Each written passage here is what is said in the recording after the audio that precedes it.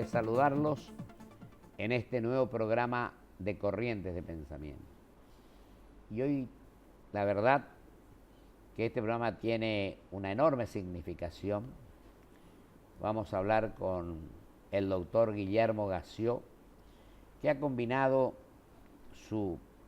es abogado, primer promedio, 9 largos, casi 10. Además, ha combinado las relaciones internacionales, del cual es experto, con su tarea administrativa y sus estudios sobre la historia, cosa fundamental en cualquier ser humano. Vamos a hablar sobre el muro, la caída del muro de Berlín en los 25 años que se produjo ese hecho. Yo quiero agradecerle al querido doctor personalmente este honor que nos brinda de venir hoy a nuestro programa Corrientes de Pensamiento. Así que yo lo dejo que usted, que es profesor de historia, que recorrió el mundo, que tuvo la particularidad que nos va a contar a nosotros, a los televidentes y también a mí, después de la caída del muro, las acciones que desplegó. Así que yo lo dejo con total libertad para que usted se exprese con tranquilidad. Soy yo el que le agradece y yo el que se siente honrado, eso como primera manifestación. Muchas gracias. La segunda es que desde casi el secundario, yo tomé siempre la idea de que uno tiene, cuando se dedica a los asuntos sociales o humanos, tiene que tomar un tema de la historia contemporánea y simultáneamente dedicarse a la historia. O sea, un buen historiador es aquel que analiza un tema de la historia contemporánea y a la vez investiga como investigador histórico. Es cierto. En mi caso personal, el tema contemporáneo que yo tomé es las relaciones, la política internacional de los Estados Unidos y su enfrentamiento con la Unión Soviética. Claro. Estamos hablando de los años 60, lo que después, lo que ya entonces se llamaba la Guerra Fría. La Guerra Fría, exacto. Y simultáneamente me dediqué a la investigación histórica argentina con dos temas. Dos temas muy importantes del siglo XX a mi juicio. La revolución del 6 de septiembre de 1930, que significa la caída de Irigoyen. Sí. Y el segundo, el otro gran golpe de Estado del 4 de junio del 43, que significa el comienzo del protagonismo de Juan Perón en la vida política argentina. Hablábamos con Esos son los dos temas con los que ha hecho más cantidad de investigaciones históricas. Me Pero parece dos cosas trascendentes, importantes. Bueno, lo que pasa es que yo lo dejo a usted que usted elija y se exprese con total libertad. Cuando yo llegué a Holanda en el año 89, después de haber dedicado mucho tiempo a estudiar el tema que ya le dije, la política exterior norteamericana y soviética, percibía un poco ya avanzada la perestroika, de que la Unión Soviética se iba a ver en dificultades y que tarde o temprano, y más bien temprano que tarde, íbamos a asistir a acontecimientos trascendentales. Tuve la suerte de que en Ámsterdam existe un Instituto de Historia Social, que recopila y analiza gran cantidad de materiales de historia social, entendido como movimientos que se enfrentan con el poder. Una nota de pie de página es que este instituto lo inició un empresario del seguro que comenzó en el siglo XIX a coleccionar materiales sobre la economía, el capitalismo, etc. Hasta que en un momento determinado le compró el archivo personal a la familia Marx y con eso comenzó a incorporar materiales de movimientos de izquierda. Es uno de los principales repositorios del mundo, la Guerra Civil Española, por ejemplo, etc. Claro. Bueno, y cuando se inició la crisis en Polonia, empezaron a tener gran cantidad de material sobre el movimiento de solidaridad y sobre los movimientos que surgían contra en los países del este contra los regímenes socialistas comunistas, el socialismo realmente existente, como se decía entonces. Exacto. De modo que el centro de operaciones fue el Instituto de Historia Social y contemporáneamente algunos contactos que yo anudé en Berlín con gente que había pertenecido a la República Democrática, en Holanda. En Holanda. Bien. Es muy interesante, como primera aproximación a este tema, enfocar en qué medida o cómo, para mí era un problema, pero tal vez algo muy estimulante, no para mí, sino para cualquiera que se dedica a los asuntos contemporáneos. Exacto. Cómo procesar la cantidad de información que existe. Efectivamente. O sea, todo lo que uno lee en documentos, diarios, y en ese momento lo que se estaba viendo por la televisión, poder etcétera, procesarla, ¿no? Procesar todo eso y saber, digamos, distinguir el trigo de la paja y saber qué cosa, en definitiva, es relevante y qué cosa no. Qué cosas se dicen, qué cosas no se dicen, pero que a veces son las más importantes.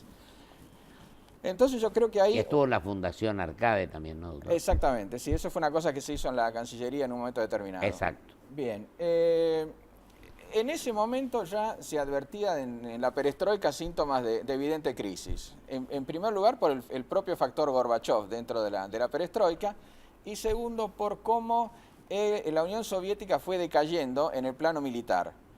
Esa decadencia se podía advertir desde los acuerdos de limitación SALT II a los acuerdos que se hizo en diciembre del 87 entre la Unión Soviética y Alemania sobre los misiles de alcance medio. Claro. Ahí es donde se podía ver ya en algunas revistas especializadas en estrategia que ese era el comienzo del fin de la Unión Soviética. Si la Unión Soviética había cedido eso, es que ya había empezado a perder. Había el estado Claro. de gravedad, diremos. Tengamos en cuenta que la lógica de la Guerra Fría era el tema estratégico nuclear. O sea, ahora digamos que el tema de defensa pasó de lo estratégico nuclear al tema, digamos, terrorismo. Terrorismo. Que es otro tipo de análisis y otro tipo de tema. Y usted cuando hablaba hoy de Estados Unidos cuando Reagan sí. con Inglaterra, ¿no? Sí, con Thatcher. la señora Thatcher, ¿no? Reagan y la señora Thatcher, sí. Bueno, tengamos en cuenta que la Unión Soviética, a mediados de la década del 80, Del 80. ya con Gorbachov, o sea, habiendo caído, en los últimos años de Brezhnev ya fueron de decadencia personal de Brezhnev. Sí. Y de todo el sistema, y de los aliados de Brezhnev en el bloque. Cuando tengamos en cuenta que a mediados de los 80 la Unión Soviética enfrentaba a Estados Unidos con Reagan, más la Thatcher en Inglaterra, más Kohl en Alemania, más el sistema capitalista mundial, más la NATO, y a eso se agregaba la OTAN, exacto, claro. Más Juan Pablo II de Papa en Polonia. Juan Pablo II y Walesa también. Por eso, todo eso. De Walesa también. Claro, fue demasiado junto para la Unión Soviética en un contexto demasiado de crisis. Cosas para... Claro, y en un contexto muchos contra uno, ¿no? Exacto, y un analista norteamericano dijo casualmente lo que muchas veces pasa, que en el momento en que demostraban mayor poderío militar en Afganistán, estaban en mayor decadencia interna. Decadencia. Así es. Quería parecer como que tenía fuerza y se estaba deteriorando. No, es que demostró. Enormemente. Lo de Afganistán fue impresionante. Bueno, claro. Fue impresionante. La demostración militar que hicieron fue impresionante. Fue espectacular, sí. Lo que pasa es que se encerraron en Afganistán. Tenían que haber hecho otro tipo de cosas. Se quedaron ahí. Que es muy difícil extenderse. Doctor, perdón, y agreguemos a China como enemigo de la Unión Soviética. Ah, sí, claro. Que no formaba parte de este bloque, pero que también, en definitiva... Es claro. Estuvo... Y otro elemento que también en ese momento influía es el eurocomunismo, que comenzó a ser muy crítico, digamos, del, entre comillas, totalitarismo soviético, diciendo que eso no era el socialismo real, que eso era estalinismo. Qué cosa notable, ¿no? Esto de la caída del muro, doctor. Sí. Me gustaría que usted expresara, porque usted con posterioridad a la caída del muro, bueno, justamente Alemania Oriental, Alemania Occidental, donde los orientales se querían venir hacia la Alemania Occidental, pero usted después habló con todos los líderes. Bueno, eso pasó. Eso me importa muchísimo, una vez que porque debe ser una de las pocas personas que hizo ese trabajo. Sí, realmente sí. Con gran intensidad, y con gran conocimiento. Con gran oportunidad y algo extraordinario para mí. Porque justamente cuando llegué ya a un nivel... Una experiencia fantástica. Claro, cuando ya había recogido mucho material y conversado con colegas y especialistas de muy alto nivel que hay en ese instituto y en institutos similares en Europa, especialmente también en Alemania, dije, bueno, ¿qué falta? Yo quiero escribir algo de esto, pero ¿qué voy a contar? Las cosas que vio todo el mundo. Voy a hablar. Quiero tener una ventaja comparativa. Mano a mano. Entonces, bueno, conseguí que mis colegas del servicio exterior, y estoy infinitamente agradecido a quienes eran embajadores en esos países, me consiguieran entrevistas con los que fueron los últimos secretarios generales de los partidos comunistas cuando terminó el bloque. Qué bueno. Y eso fue una experiencia realmente extraordinaria. Increíble, sí. En Polonia hablé con el general Jaruzelski, con Kania, que fue el que tuvo que capear la crisis, una etapa de la crisis de solidaridad con Walesa, y con Rakowski, que era el intelectual del partido. Fueron 3 entrevistas muy distintas y 3 personalidades muy distintas. En Hungría hablé con Gyula Horn, que fue el canciller que negoció con los alemanes la apertura de la frontera, porque en realidad el muro en el concepto del bloque soviético no era el muro, era la frontera. Pero la frontera no se abrió en Berlín, se abrió en Hungría. En Hungría. Y esa fue una negociación que hizo este canciller, Gyula Horn, con 2 protagonistas centrales de todo este proceso en su etapa final, que fueron Kohl, el primer ministro de Alemania, y Ay, Genscher, el hombre canciller. gran, Exacto. alto. Esos fueron los dos artífices de todo este proceso.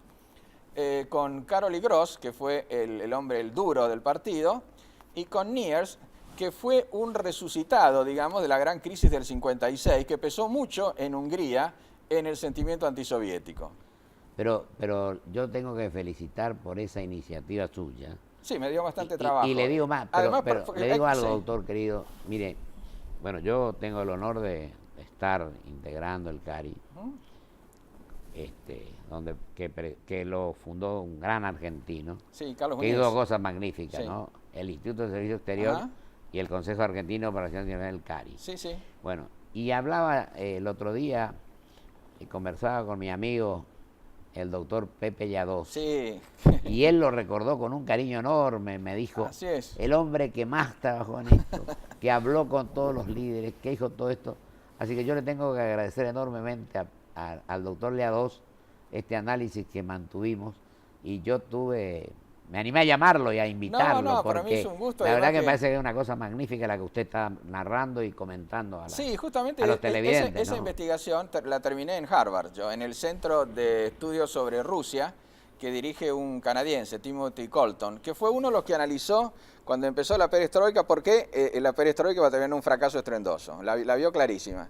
Y el segundo de él es Mark Kramer, que es un experto en la Unión Soviética. O sea que pude terminar la investigación con dos personas de primer ¿Cuánto nivel tiempo le internacional. llevó, doctor, esto? No, 3, 4 años, 5 años. 5 años. Terminado lo cual lo publiqué en Harvard como un paper de documento de trabajo. Bueno, y ahora gracias al CARI, después de 15 años, casi 20, después de 15 años, Qué va magnífica a salir en tarea realiza español. ahí el CARI, ¿no? Así que gracias Y un gran presidente, Adalberto. Bueno, también. Adalberto fue el que me invitó. Dice, El doctor Alberto Rodríguez Llavarini. tenés que publicarlo alguna vez esto en español, que la gente Pero, lo conozca, que yo no por sé cuándo. su- Bueno, va a salir con el CARI. Me adhiero totalmente a lo que le dijo el presidente del CARI. Además hay otra cosa, un poco Y el gran amigo. para cerrar este ciclo, toda la biblioteca que usé para hacer este trabajo, esta investigación, va a pasar al CARI. Tenemos O sea que va- unos 7, 8 minutos, usted se puede expresar con Así que esa tranquilidad. biblioteca va a estar a disposición pronto. Esto lo va a preparar para que quede en el CARI. Exactamente. Qué exactamente. bueno. O sea que esto va para el CARI. Y Qué bueno. fue interesante también en Alemania hablar con Egon Krenz, que fue el sucesor de Honecker, y una persona que fue muy cuestionada, e incluso estuvo preso después de la caída del muro. Que en realidad fue la apertura de la frontera, digámoslo en lenguaje del bloque soviético. Y después en Checoslovaquia, que fue en realidad el primero, pero el último, hablé con Milo Jakeš, que era uno de los... Y acá también se ven en los partidos, Sí. Milo Jakeš, que pertenecía a la vieja generación de los partisanos que habían luchado contra el nazismo, El nazismo. ¿verdad? de aquellos que entraban al partido ya cuando, digamos, era conveniente entrar al partido, y dentro de ellos aquellos que la caída del sistema les produjo una terrible frustración personal, y aquellos que vieron en eso una oportunidad para saltar a cosas nuevas. Un poco como pasó después en la Unión Soviética, que mucha gente del partido terminó suicidada o muy apenada, y otros que terminaron riquísimos. O sea que un poco pasó lo mismo en estos países. El extremismo. Exactamente. Riquísimo por un lado y desilusionados hasta el suicidio los otros. Y hay una cosa interesante en los ver, materiales doctor, que tiene doctor, que ver tranquilo. con el análisis que hicieron desde los Estados Unidos sobre el socialismo y en qué medida Estados Unidos, que nunca tuvo socialismo, le cuesta mucho entender lo que es el socialismo, porque el socialismo es un fenómeno europeo. Y también a los europeos, a uno de los no socialistas le cuesta entender algunas cosas de Estados Unidos. Esto es una cosa que vale la pena a veces analizarla u observarla. Y otra cosa también que me parece que no se le ha dado la suficiente importancia en el debate interno del bloque, sobre todo en la etapa de la crisis final, fue en qué medida, además de los problemas de gestión que obtuvieron y lo que se llamó la falta de productividad del sistema, estaba algo que era muy grave desde el punto de vista ideológico y conceptual, que es la pérdida de la ética del trabajo. La gente se acostumbró a no trabajar, y entonces, o a trabajar poco o a trabajar a desgano. Entonces eso no pudieron superarlo ni con los incentivos morales, ni con algunos incentivos económicos, ni dando premios, ni dando expectabilidad social, ni nada por el estilo. El sistema empezó a degradarse porque la gente trabajaba mal, a disgusto, y no encontraba satisfacción, no era feliz.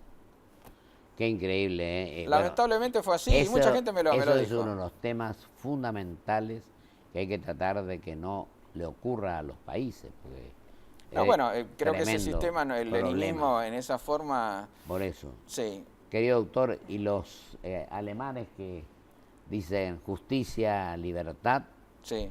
y una palabra más. Bueno, lo que pasó en Alemania fue que en realidad...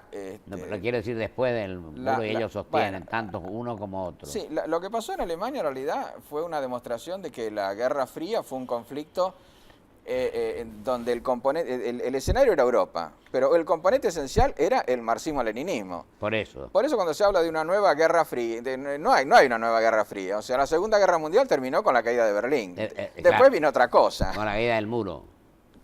No. La segunda, de Berlín, sí. La Guerra Mundial terminó con La Guerra Mundial, yo estuve hablando de la Guerra Fría. Después no hubo Tercera Guerra Mundial. Después hubo Guerra Fría. Y ahora lo que hay es otra cosa. Es un conflicto que podrá tener otras características, que tiene otras características, pero que no es una nueva Guerra Fría. Es otra cosa. La Guerra Fría terminó con el colapso y el aniquilamiento de la Unión Soviética. Y en el caso alemán eso se ve explícitamente porque ahí estrictamente no hubo unificación alemana. No. Hubo el triunfo de la República Democrática Alemana de la República Federal sobre la República Democrática. La República Federal sobre la República Democrática. No le cambiaron el nombre al país, no hicieron un nuevo himno, no cambiaron la bandera.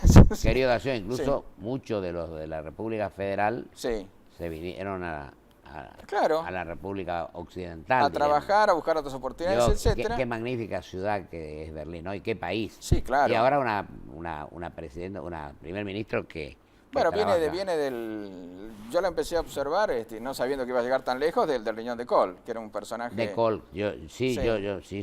Yo me acuerdo cuando... Yo lo conocía a Kohl. Unos amigos alemanes, cuando Kohl estaba de primer ministro, hacían chistes diciendo este gordo es medio tonto, que yo dije, no, para que este de tonto no tiene nada. Justicia, libertad y constitución, dicen los alemanes, ¿no? Sí. Ahora, doctor... Kohl es el típico personaje político inteligente sin ser extremadamente ilustrado. No es un hombre demasiado oculto, pero tiene una inteligencia natural que la demostró en los momentos más graves de la crisis. Y Genscher, que es un hombre brillante intelectualmente, no es un hombre popular. Un intelectual... O sea, que esa fue una buena coalición. Y Genscher es un tipo extraordinario. Sí, un buen entendimiento. Genscher es un tipo extraordinario. Yo digo que hay que tener cultura suficiente, hay que estudiar los temas, pero también el sentido común, la intuición, el tener sentido común en definitiva, este es un poco el tema, ¿no?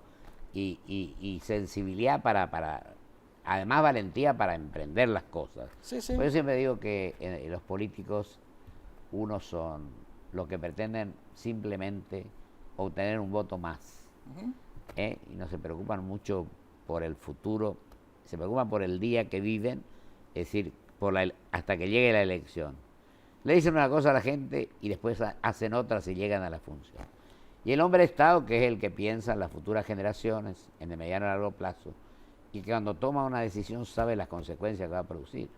Y yo digo que el intelectual solo, sin la valentía, sin la decisión de hacer, tampoco nos rinde. Es decir, que tiene que tener capacidad de gestión también. ¿O qué me dice usted, querido doctor Gassio? No, usted que ha trabajado en política y mucho, sabe que se pierde en Argentina por distintas cuestiones, los políticos pierden mucho tiempo en atender cosas que no tendrían que atender para dedicarse a otras, pero no hay a veces más remedio. Un historiador, pero además un hombre del derecho internacional y que ha hecho... No tanto el derecho, de la política. Fantástico, de la política internacional. Lo que ha hecho con esto que nos acaba de mencionar y con la caída del muro de Berlín. En estos 25 años, de ahora en adelante, ¿cómo ve la cuestión este poco tiempo que nos queda? Unos 4 minutos nos quedará. Y cómo ve y las consecuencias que produjo y cómo ve a este mundo globalizado y competitivo, del cual nosotros estamos medio idos de alguna manera, me parece. Cuando estuve en Japón yo dediqué mucho tiempo a estudiar a China también, pero era una China completamente distinta de la actual. Yo la conocí en el 89 que fui invitado. ¿Sabe quién era nuestro embajador entonces? El doctor Osorio Arana. Claro, gran recuerdo tengo. Gran persona. Extraordinario. Gran persona en China. Sí. ¿Y sabe quién era en Japón? Un correntino. El doctor Enrique, el embajador Enrique Ross. Sí, claro. Brillante. Sí, exactamente. Gran persona. Sí, exactamente. Y en Corea, otro correntino. El embajador Manuel Figuerero. También, Figueroa Antequeda. Figueroa Antequeda fue subsecretario de Relaciones Internacionales. Sí. Nos quedan 2 minutos, doctor querido, así que yo lo dejo que usted... No, en los últimos, después del tema de la Guerra Fría, me dediqué más bien a la cuestión del Medio Oriente, que para mí es decisiva. Y seguí bastante, o empecé a estudiar bastante la política exterior de Israel y la revolución iraní. Son dos países, a Israel lo conozco, Irán todavía no, pero tengo mucho interés en profundizar los estudios sobre eso. Y le voy a decir una cosa, creo que hay un aspecto muy importante en el Islam que no está suficientemente analizado, que es el rol de la mujer. Creo que el gran factor de transformación del mundo islámico va a ser la mujer. Usted sabe, mi doctor querido, usted habló de Israel. Yo cuando tuve el honor de ser el gobernador de mi provincia, sí, habrá sido el año 85, en los montes de Jerusalén sí, se hace una explanada sanmartiniana. Ajá. Y yo recuerdo que me invitaron y fui a cerrar el acto. Fui un domingo, volví un jueves.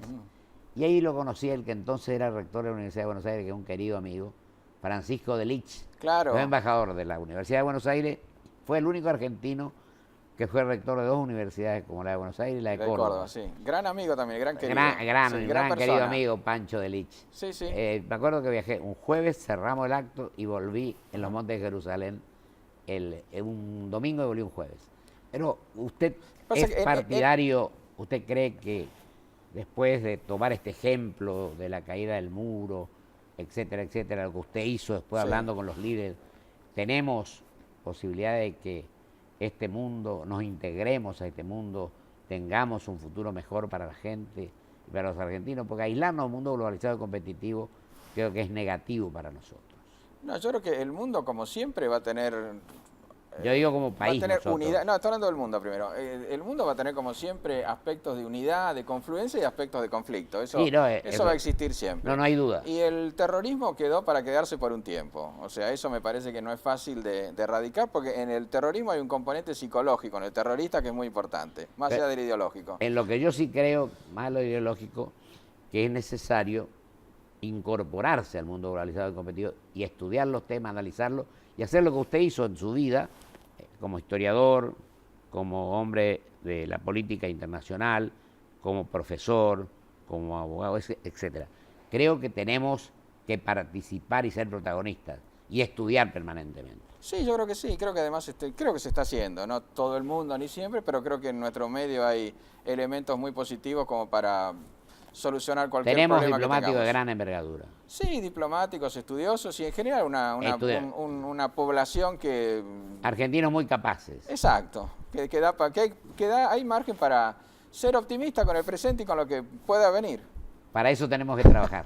¿Cómo no? Le agradezco mucho, querido doctor. Yo a usted. Ha sido magnífica su exposición y bueno, Corriente de Pensamiento le agradece enormemente y los televidentes su presencia hoy recordando la caída del muro de Berlín. Bueno, y si le gusta y le parece, otro día más adelante podemos hablar de Irigoyen y de Perón en los 2 golpes de Estado. Así que... Ya está la invitación, fijamos la fecha y venimos. Muchas gracias. Le agradezco enormemente su presencia. Hasta pronto. Muy amable. Vamos a un corte y vuelvo con mis conclusiones.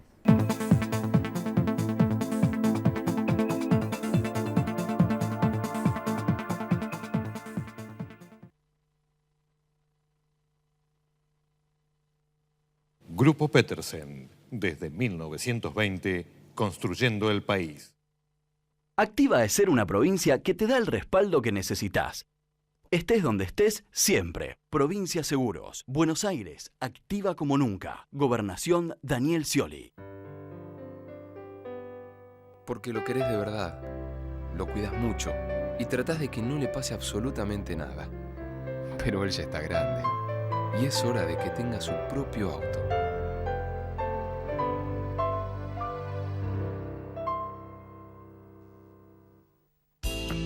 Llegó el nuevo Toyota Plan de Ahorro.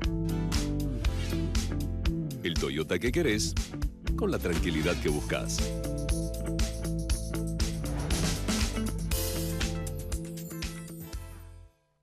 Crecer es brindar oportunidades. Crecer es motivar el desarrollo de la gente. Crecer es promover la cultura y el deporte. Queremos seguir creciendo junto a vos. Banco Ciudad. Te quiere ver crecer. 0822 20400. bancociudad.com.ar. Shell, 100 años en el país, contribuyendo a construir su futuro. ¿Qué promocionan? Nada, vamos. ¿Hay algo gratis, Viromes? No, no hay nada. Más o menos. Va mejorando. ¿Sabes que yo le decía a Claudia que el flaco este debe ser la única persona en todo el shopping que recorrió más kilómetros que ella? Corrió más que el ¿Qué? flaco.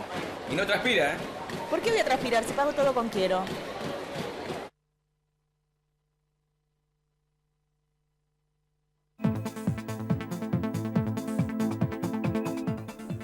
Le agradezco enormemente, con gran satisfacción y con una enorme alegría al doctor Guillermo Cassió, que ha venido hoy a hablar de este hecho de enorme trascendencia que fue la caída del muro de Berlín, pero que más creo que es uno de los pocos hombres que tuvo todas las entrevistas que él mencionó con gran elocuencia, con gran capacidad, una memoria fantástica en este programa de hoy de Corriente de Pensamiento. Creo que esto nos llena de satisfacción y nos hace analizar, nos hace reflexionar de cómo tenemos que encarar las cosas de ahora para el futuro. No quedarnos a discutir los problemas que nos enfrentaron en el pasado, sino pensar en grande, pensar que de ahora en adelante tenemos que llevar al mediano y largo plazo. Y también ya hago el compromiso hoy de invitarlo al doctor Cassió a que venga a hablarnos del tema del año 30 y de la venida de la etapa del peronismo en la Argentina.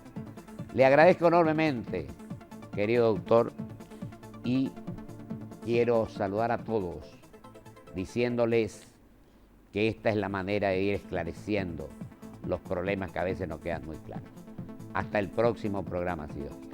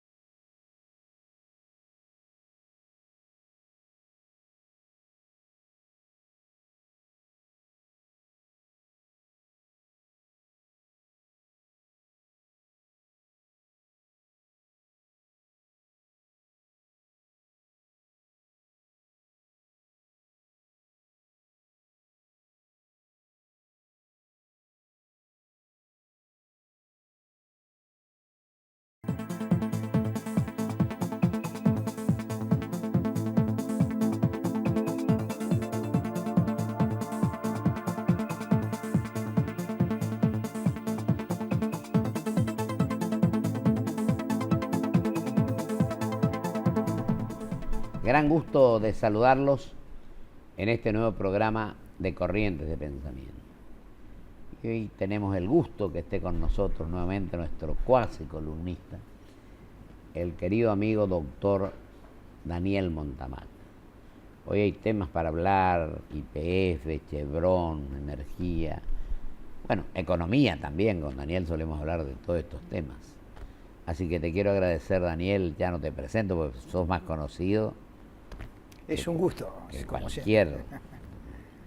siempre. Te agradezco mucho tu presencia, tu actuación el otro día en la academia que integramos, preside don Alonso Piñeiro, con respecto a la Academia de Ciencias Morales, Sociales y Políticas, dando el panorama de la situación real de estas cosas.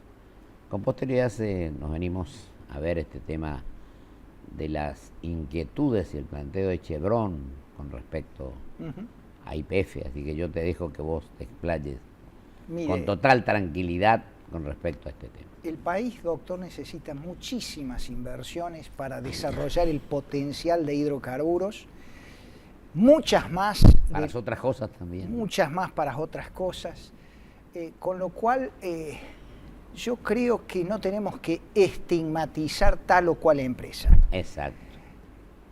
El fin del gobierno menemista, estoy hablando de 1998, 1999, tenía el 1 a 1 y el 1 a 1 ese ya no cerraba más, todo el mundo lo decía. Mantenerlo era hacer populismo por derecha. Importábamos hasta Vallenita en algún momento, ¿no? ¿Se acuerda? Plan de convertibilidad. Bueno, entonces, para financiar el último tramo de esa etapa, no encontraron mejor cosa que vender el 20% de YPF que todavía tenía el Estado Nacional y que le daba control, que le daba derecho a una acción de oro, que le daba derecho a las decisiones estratégicas y a poner el management en la empresa. Se lo vendieron. ¿A quién? A los españoles. Podría haber sido otro grupo. Claro. Porque el tema era venderlo porque necesitaban la plata. Y claro, obtuvieron... para cerrar el agujero fiscal. Y obtuvieron 3.588 millones de dólares vendiendo ese 20.3%. Bueno, era el final de una etapa. Yo siempre digo que cuando los populismos entran en esta etapa final de convalescencia, precolapso, y bueno, por la debilidad en que se encuentra, tienen que buscar recursos desesperadamente y en función del corto plazo toman decisiones que después afecten el futuro. Lo que está pasando con Chevron... Y si vos permitís un pequeño agregado, te digo lo siguiente, Daniel, también esa política de que entre cualquier cosa y se privatice todo, produjo problemas serios en algunos empresarios honestos y trabajadores. Sí, por supuesto. A los cuales les costó muy caro y quebraron incluso en algunos casos. Bueno, mire, en la década de los 90, ¿cuál es el problema? Se privatizó todo, pero los recursos que entraron, en cambio de usarse para una transformación productiva y sentar bases sólidas, se usaron para gasto corriente, seamos claro, honestos. Exactamente. Aquello fue populismo y esto es populismo, travestido a lo mejor de izquierda, pero sigue siendo populismo. Entonces, en la energía, por hacer populismo energético, perdimos el autoabastecimiento, estamos importando cada vez más. La energía ha pasado a ser un problema para la economía. El precio que le estamos pagando a Bolivia en el gas. A Bolivia, a los barcos que traemos de importación. Y hay un problema económico serio en este país. Hemos estado ignorando inflaciones de 2 dígitos durante años. El tipo de cambio oficial está retrasado, hay un cambio paralelo. Se ponen contentos cuando el cambio paralelo está al 50% de brecha respecto al oficial. Sí, al oficial, llegó al 90%. Este país está mal. Y como está mal, tiene que negociar en condiciones de debilidad.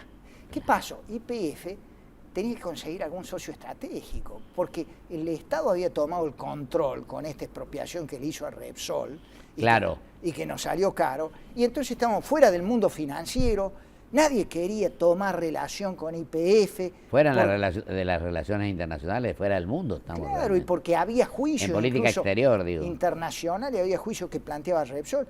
Entonces, bueno, escojamos a alguien, a ver quién viene y pone algo. Y lo encontramos a Chevron. Entonces, ¿es Chevron? ¿Es Repsol?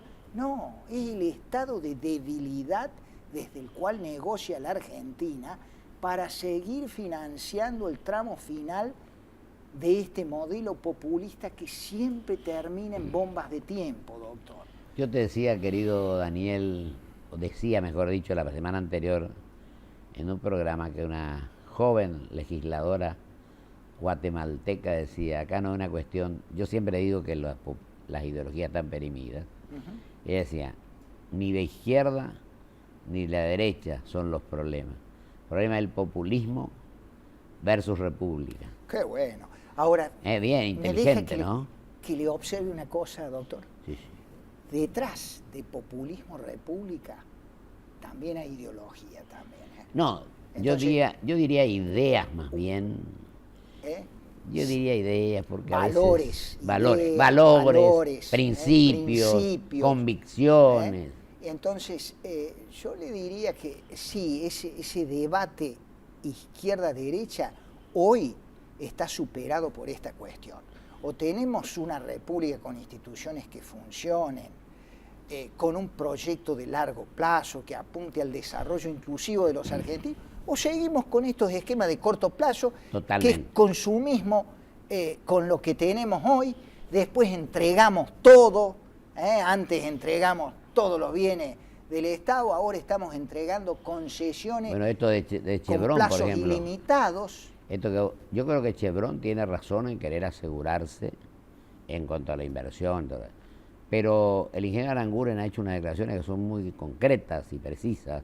Sí. El presidente Shell ha dicho que, bueno, si hay un trato igualitario para todo el mundo, son empresas privadas y se exigen esas condiciones que aseguren estabilidad jurídica, propuestas claras, concretas, perfecto. El ingeniero Aranguren lo que hace, observa una contradicción en YPF. Claro. YPF juega con dos sombreros. Una sociedad del Estado. Sí, no. Y por el otro lado, YPF es una sociedad anónima. Entonces, los de YPF, bueno, cuando le piden que publiquen el contrato con Repsol, con Chevron, que tienen, sí, ese acuerdo que han llegado, dicen, no, yo soy una sociedad anónima. Esto forma parte de la privacidad y no tengo por qué dar a conocer ello. Pero para promover una ley de hidrocarburos, toma el rol de empresa del Estado. Sí, juega un doble papel. Bueno, y eso no juega puede de ser. win izquierdo y de win derecho. ¿Sabe que eso le hace mal a YPF? Porque en el fondo la termina politizando a YPF. Si YPF es la que va a dictar la política energética del país, pobre YPF. Pobre. Porque se le van a terminar metiendo en los precios y en los costos. Es Esta ley que ha aprobado el gobierno es una ley... Es un parche, ¿no? Promovida por YPF, pero es un parche en la ley vieja, ley de hidrocarburos, que no va a cumplir con el tiene buen objetivo futuro, que se propuso. No, doctor. Buen pronóstico, diremos. Dijimos que el país y el sector necesitan muchas inversiones. Esta ley no va a traer todas esas inversiones. A lo que apunta YPF y el gobierno, sin decirlo, es a buscar 4 o 5 socios estratégicos más que le aporten 3.000 y 4.000 millones de dólares hasta que termine el mandato de este gobierno y le entregue todos los problemas que cubra, que tape el agujero que tiene, diremos. Claro, y entregarle después todos los problemas al que viene. De eso se trata. Ahora, ¿eso es largo plazo? No, es cortísimo plazo. Es cortísimo, estamos a un año, en junio terminan las alianzas, en agosto las PASO y en octubre las elecciones. Ahora, yo digo una cosa, Daniel, tenemos que tener en cuenta que nosotros estamos también pendientes de peleas muy pequeñas, sin grandeza, para que tengamos equipos de trabajo que lleven adelante propuestas concretas para la gente. Nos distraemos a veces en tonterías, en querer ganar un voto más o un voto menos, cuando tendríamos que pensar, como vos decís, en grande, en el gran plazo, terminar con la confrontación. Yo creo que el nuevo gobierno va a ser un gobierno de acuerdos, doctor, porque yo te decía van a entregar una Argentina ingobernable. Yo creo por que muchas acá cosas. lo que tenemos que buscar es que nos entendamos los argentinos, de cualquier sector al que pertenezcamos. Y cuando hoy hablábamos, si vos me permitís un segundo, de izquierda, de derecha, etcétera, tenemos el ejemplo, no por traer aquello de España desde hace mucho tiempo, cuando Adolfo Suárez asume como gobierno de transición, y después asume un hombre del socialismo. Sí, claro. Felipe Sí, González, sí, que sí, hizo sí. un gran gobierno, no podemos Sí, negarlo. señor. Sí, España, de estar ahí en el montón en el pelotón de los rezagados, se convierte en la tercera potencia del mundo en ese momento. Sí, sí, claro. Yo creo que, lo hemos hablado con usted, la propia Argentina tuvo puntos de inflexión institucional. Notable.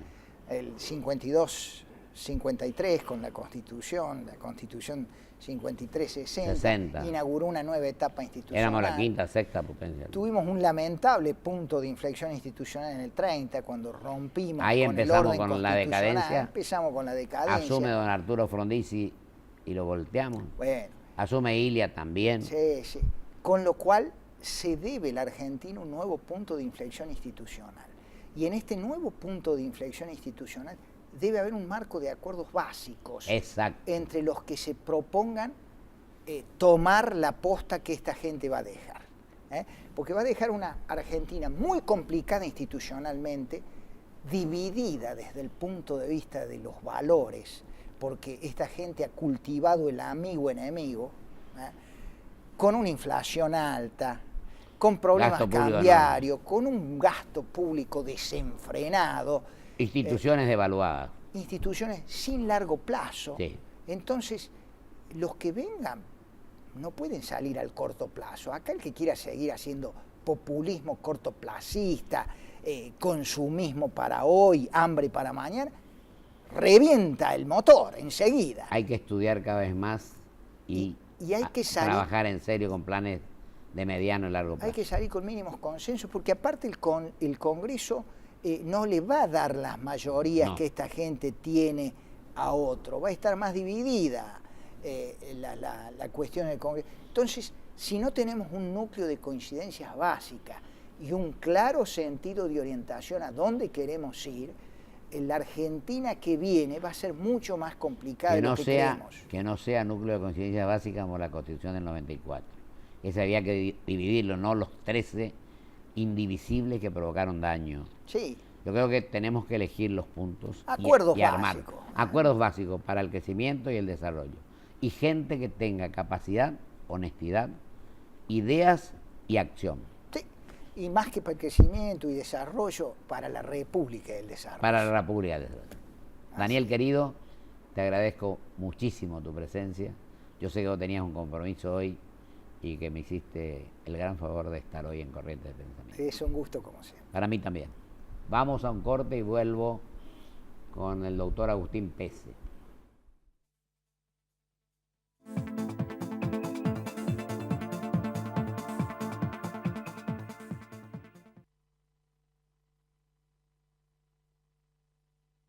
Grupo Petersen, desde 1920, construyendo el país. Activa es ser una provincia que te da el respaldo que necesitas. Estés donde estés, siempre. Provincia Seguros, Buenos Aires, activa como nunca. Gobernación Daniel Scioli. Porque lo querés de verdad, lo cuidas mucho y tratás de que no le pase absolutamente nada. Pero él ya está grande y es hora de que tenga su propio auto.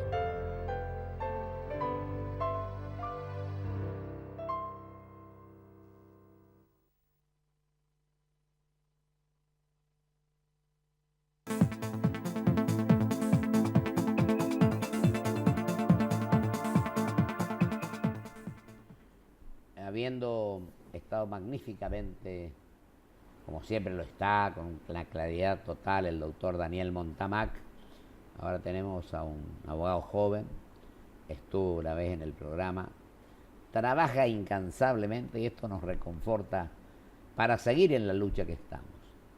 Abogados de pie, él pertenece a ese sector, abogados independientes, hizo una elección muy buena en la del Consejo de la Magistratura a nivel nacional. Así es. Y ahora, querido Agustín, el doctor Agustín Pese, que es profesor de Derecho Constitucional, de Derecho Administrativo, tiene un grupo de amigos a los cuales he conocido hace unos días y realmente me produce una gran impresión. Que ya vos seas, todos son muy buenos, vos estás en el último lugar. No, digo en broma. Vos trabajás intensamente, Sin duda. Agustín, Yo sé el trabajo que están haciendo, te felicito.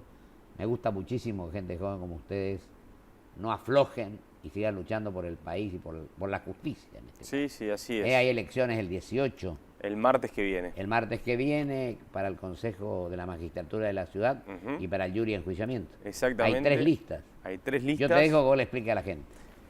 Básicamente, el martes que viene los abogados volvemos a ir a elecciones, los abogados de Capital Federal, en este caso para renovar el estamento de los abogados del Consejo de la Magistratura de la Ciudad y su jurado de enjuiciamiento. El Consejo de la Magistratura de la Ciudad tiene 9 miembros, 3 representantes de la legislatura, 3 jueces y 3 abogados. Esos 3 abogados, 2 se los lleva la... 3 jueces y 3 abogados. Y 3 abogados, son 9 en total.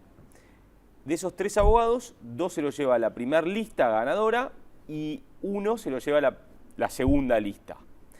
Nosotros competimos contra 2 estructuras partidarias. Que son...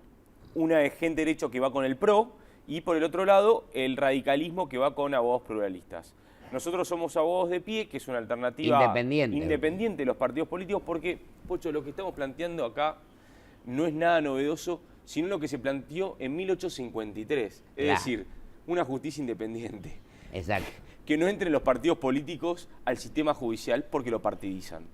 ¿Vos sabés una cosa, Agustín? Yo cuando era senador me opuse al incremento de número de miembros de la Corte, que se llevó de 5 a 9. Porque dije lo que estás diciendo vos, que no se politice la justicia. Pero tampoco yo decía entonces que no se judicialice la política. Exactamente. Es básicamente defender un poco las instituciones y en particular la independencia del Poder Judicial. Es fundamental. En ese sentido, nosotros, bienvenida a la política, porque la política es una herramienta fundamental de diálogo y consensos. Y política hay en todas las cortes del mundo, Noruega, Estados Unidos, Argentina.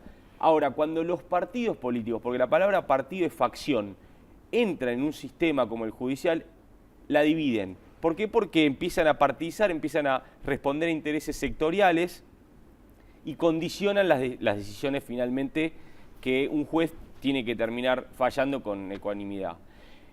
Nosotros de Abogados de Pie queremos llevar al Consejo de la Magistratura representantes de los abogados. Vos sos presidente del jury, candidato a presidente del jury, Yo ¿no? estoy como candidato encabezando el jury de enjuiciamiento. Martín Irigoyen, que es un gran abogado de pie también, y encabeza el Consejo de la Magistratura de la Ciudad. Es nuestro primer candidato titular. No, y lo que vos decís, yo creo que por encima de los partidos que son los instrumentos idóneos y tienen constitucional, pero que estamos en crisis, es cuestión de ver qué es lo que se puede hacer en beneficio del sistema republicano, de la división de poderes. La institucionalidad es Hoy terminó su fundamental palabra el para doctor Montalbán hablando de república y desarrollo, ¿no? Y es que no hay desarrollo posible sin instituciones sólidas. No existe un país en el mundo desarrollado sin instituciones. Nosotros tenemos que recuperar la institucionalidad, recuperar la independencia del Poder Judicial, pero ese es el eje central.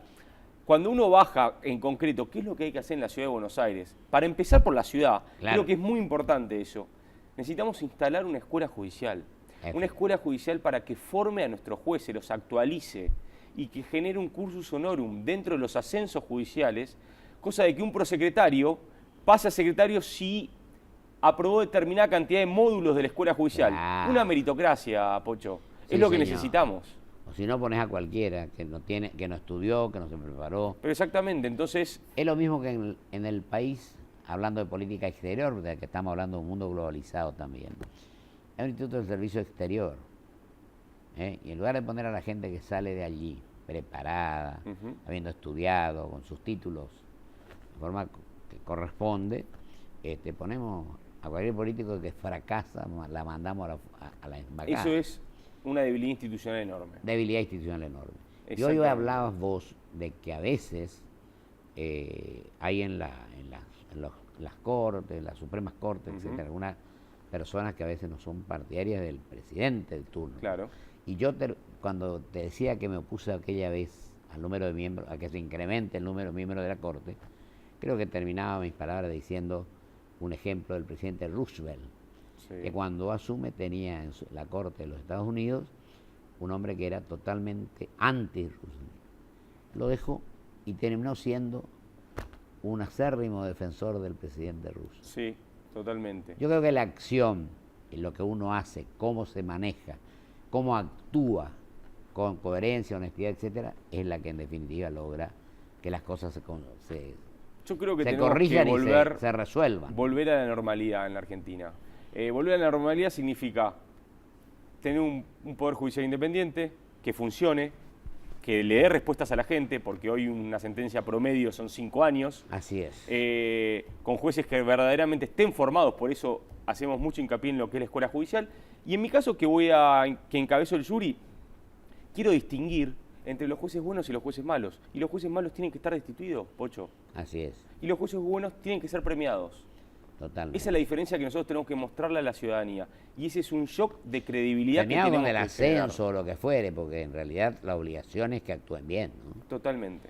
Te quedan 2 minutos, 3 minutos nos quedan, así que adelante con lo que vos quieras explicarle. Invitar que a los van a abogados, participar, ¿no? invitar a los abogados a que participen este martes. ¿Cuántos socios hay, se saben?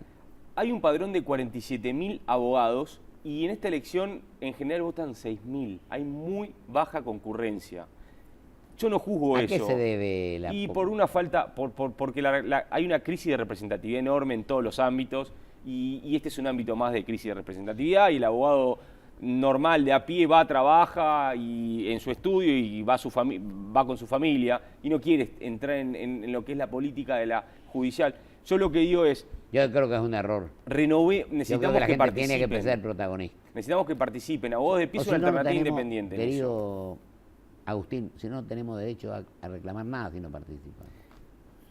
Si nos Es dedicamos a ganar un horario, a estar en la fundación, no nos preocupamos por lo que ocurre con las instituciones, Es un minuto... con la división de poderes, Se, es un se error vota en el garrafal. Colegio Público de Abogados, Corrientes 1441, de 9 de la mañana a 18 horas. A la de Capital también se vota en el Colegio Público de Abogados. No en Montevideo 640. No. En el Colegio Público de Abogados de la calle Corrientes y Uruguay.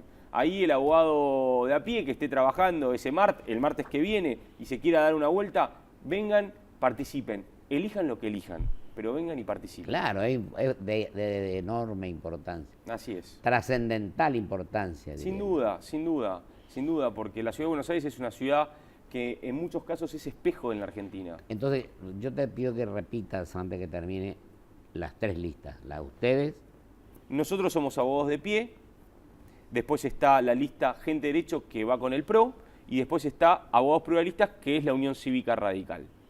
Nosotros no respondemos a ninguna orgánica partidaria, digamos. Claro. Queremos responder al matriculado independiente. Me parece muy bien. Yo te agradezco enormemente, querido Agustín. Te felicito por la tarea que realizan. Sé que han conformado un equipo Así es. que puede sacar más o menos votos. Esto no es lo importante. Lo importante es que se trabaje pensando en el mediano y largo plazo. Hicimos una gran elección, vos bien lo dijiste, el 9 de septiembre. Exacto, para el Colegio Nacional. Para el Consejo de la Nación. Consejo de la Nación. Así que estamos muy entusiasmados. Que alguna vez yo tuve el honor de integrarlo, pero Sí. éramos 20. Sí. Ahora son 13, de los cuales son 7 políticos. Ujú. Yo creo que hay que, de acuerdo al artículo 14 de la Constitución, que habla del equilibrio, que el Consejo de la Magistratura Nacional también tenga el equilibrio y no mayoría adicta al oficialismo de turno. Exactamente. Te felicito, Gracias. te deseo suerte Gracias. Muchas y gracias. da mucho gusto trabajar con ustedes. Bueno, muchas gracias. Muy amable. Vamos a un corte y vuelvo con mis conclusiones.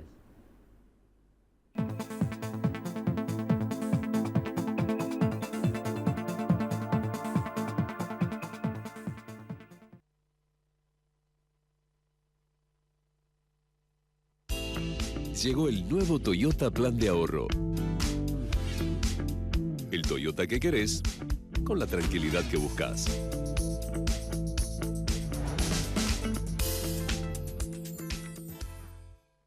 Crecer es brindar oportunidades.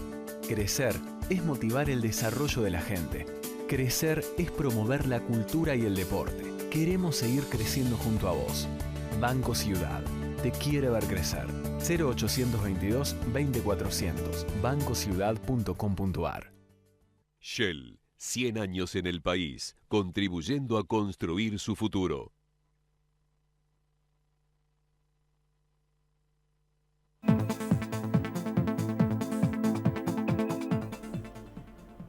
Acabamos de hablar de la trascendencia, de la importancia de tener instituciones fuertes, división de poderes, sistema republicano. Y un joven como Agustín Pese, con el equipo que él conforma de abogados de pie, se presenta a las elecciones del colegio de la capital, de la ciudad de Buenos Aires. Y también antes se había presentado al Consejo Nacional. Se vota el 18 en el Colegio Público de Abogados. Qué enorme trascendencia que tiene que la justicia actúe como verdaderamente corresponde, que actúe sin presiones, que actúe en forma totalmente independiente, porque está en juego la vida, los derechos de las personas. Y hablando de los derechos, voy a también referirme a lo que hablamos con el doctor Daniel Montamac con respecto a este tema de YPF, Chevron, a las manifestaciones del ingeniero Aranguren. Creo que todos tienen que tener igualdad ante la ley. YPF es una sociedad del Estado por un lado y en otro momento actúa como una empresa privada. En definitiva, se me fue el tiempo y lo que quiero decir para concluir es que de una vez por todas tenemos que hacer las cosas de la mejor manera posible. Vamos a cometer errores, pero seamos ecuánimes, seamos serios, seamos responsables. Busquemos el bienestar general y no el interés particular. Pensemos en el mediano largo plazo.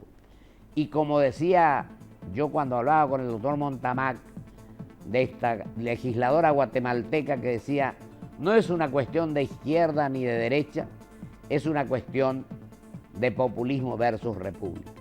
Avancemos entre todos hacia el entendimiento, hacia la unidad nacional y hacia la grandeza del país. Ese es el objetivo, o son los objetivos que tenemos que perseguir. Muchísimas gracias. Hasta el próximo programa, si Dios quiere.